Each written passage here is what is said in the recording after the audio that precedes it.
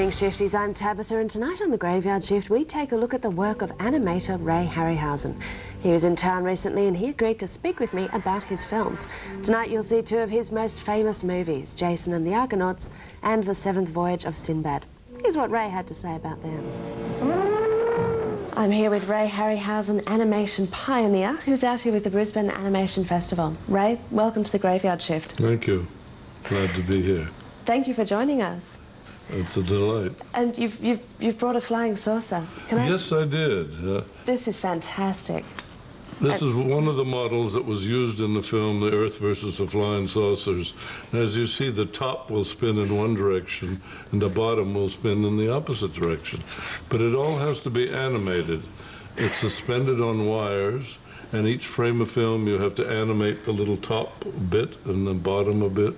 And one frame at a time, like a cartoon. Yes. And that gives you the illusion that it's moving. Mm-hmm. Very patient stuff. It takes a lot of time. But worthwhile. Oh, I hope so. And no dents from running into the column in Washington, or, you know. Oh, yes, I destroyed Washington, and I destroyed San Francisco with a giant octopus. And I destroyed New York with a monster of some sort, Rhedosaurus. And so we wanted to turn to legends like Sinbad. Well, Sinbad is actually what we're showing tonight. We're showing Jason and the Argonauts and the Seventh Voyage of Sinbad. The Seventh Voyage as well. That was one of our first Sinbad films. We made two more afterwards, many years later. Jason and the Argonauts, of course, was shot in Italy. It should have been shot in Greece, but we shot it in Italy because it's more picturesque. And we had wonderful locations, and we were able to use the temples of Paestum in Naples, which are 5,000 years old. And so we have authentic scenery from the Greek period, only it was shot in Italy. Where did you first hear the stories of Greek mythology?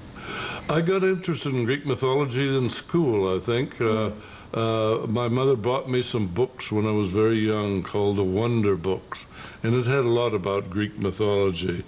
And I remember seeing films, various films when I was growing up, and they always talked about the creatures, but you never saw them on the screen. So I wanted to put them on the screen, and I think I did in more ways than one. So that you actually saw these legendary creatures that the Greeks spoke about, and they've lasted all these years in legends, so they must have a sound basis. And they're terrifying. I mean, some of them are terrifying. The Cyclops eats people, that's terrifying. Yeah. And of course the seven-headed Hydra fought Hercules. The seven-headed Hydra, yes. Yes. And you'll see that in Jason and the Argonauts. Yeah. Guarding the seven-headed golden Hydra, fleece. yes. Did you ever think when you were making these creatures, wow, this one's really going to get the children, this is really going to stop them sleeping? Well, one hopes you'll impress the audience. Yeah. That's the whole point of making a film. But I'm glad, thank heavens for TV and Laserdisc, because they revived all our films. And now they're considered a classic, and I'm most grateful for that. I'm sure Mr. Schneer is as well, who was the producer. I love the scene in Jason and the Argonauts where Neptune rises up out of the water and holds the cliffs apart. How did you do that? Because that's an actor with a big an actor, yes. Fish tail. When you're dealing with water, you have a problem in stop motion. So we shot that at high speed. We got an actor and we built a miniature set that collapsed on cue.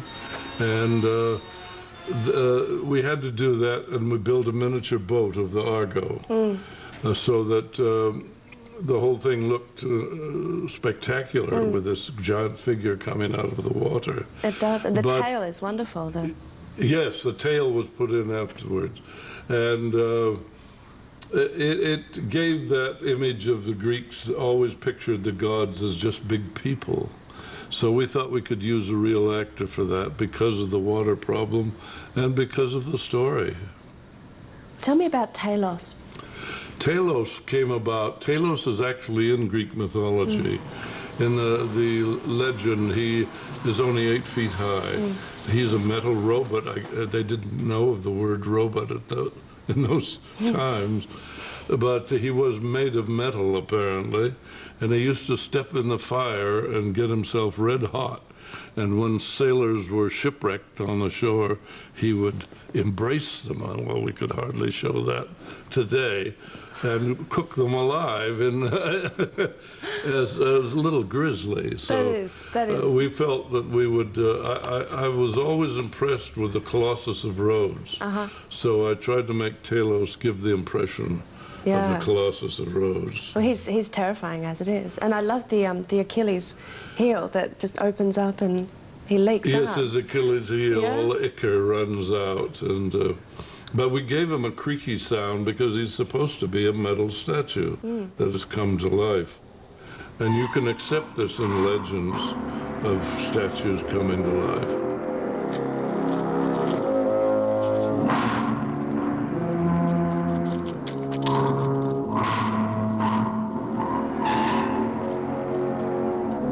Tell me your favorite. What is your favorite scene in Jason and the Argonauts? Do you have one? It's hard to say. The most complicated, of course, was the skeleton scenes. Skeletons are my best friends, and I've had them in several pictures. We made a skeleton for the 7th Voyage of Sinbad, and I made 6 more for Jason. So one of the skeletons I have was actually from Sinbad and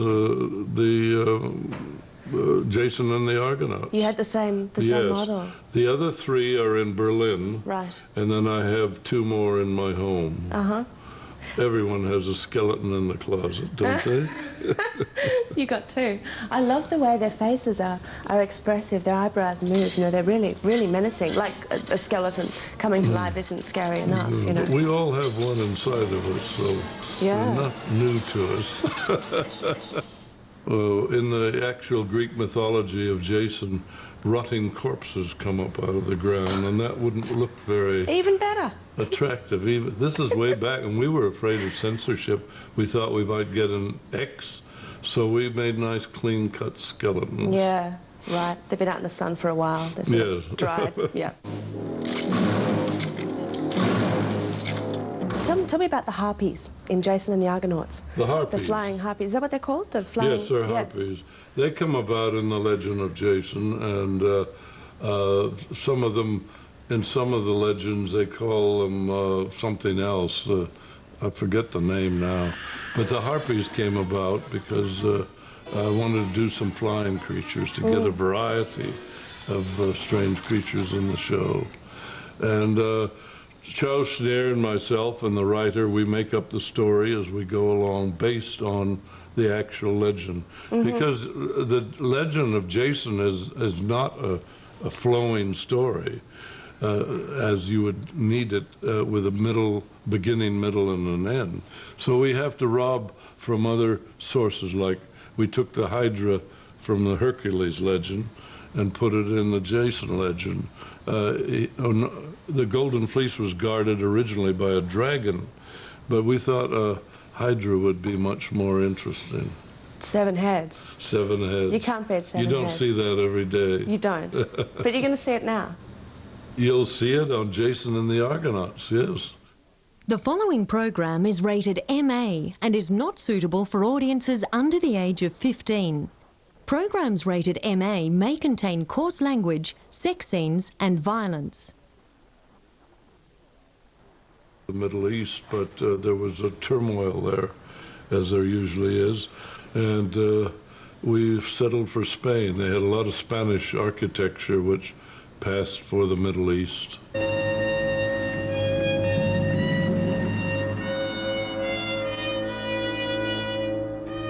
Brisbane. Here I am. What's your favourite sci-fi movie?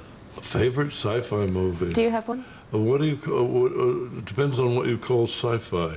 Do you mean a movie that's futuristic, or do you mean a fantasy film? A fantasy film. Well, I have no choice but to say King Kong, because that stimulated my whole adventure into stop-motion animation. and I still think it's a great piece of entertainment.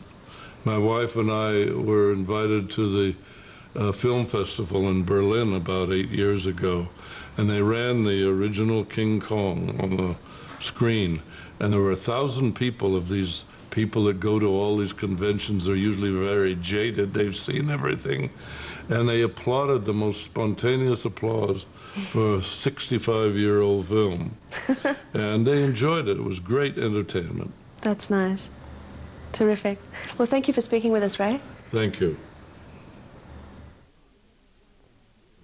Ray Harryhausen, the man who's made more mortal enemies than anyone else in Hollywood. What a nice guy. He's 80, you know, and he still gets excited about monsters. He has a dark side too. I love it. The Seventh Voyage of Sinbad is hailed as Ray Harryhausen's second best feature. It's got a cyclops, an evil magician, a dragon who guards his cave, a giant rock bird, and more fighting skeletons. Well, the first fighting skeletons, in fact. Director Nathan Duran also did the Land of the Giants TV series and Lost in Space, so he knows his miniatures. He knows his giants too. He later made Attack of the 50-Foot Woman in 1958. Here it is, The Seventh Voyage of Sinbad.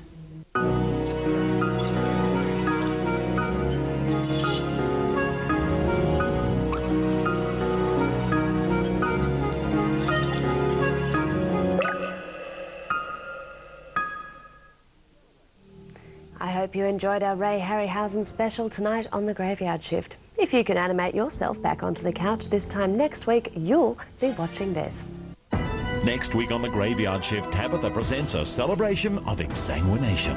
How else can we explain these terrible deaths? First up, the vampire bat. Nice, soft bat. Vampires are at large, I tell you. Vampires. Followed by Return of the Vampire. Who would go and steal a dead corpse? Bela Lugosi stars in this classic horror flick, Wolfman and all. Not a bat, a vampire, a monster. Black and white fright next week on Arena's Graveyard Shift. And why wouldn't you stay home for that?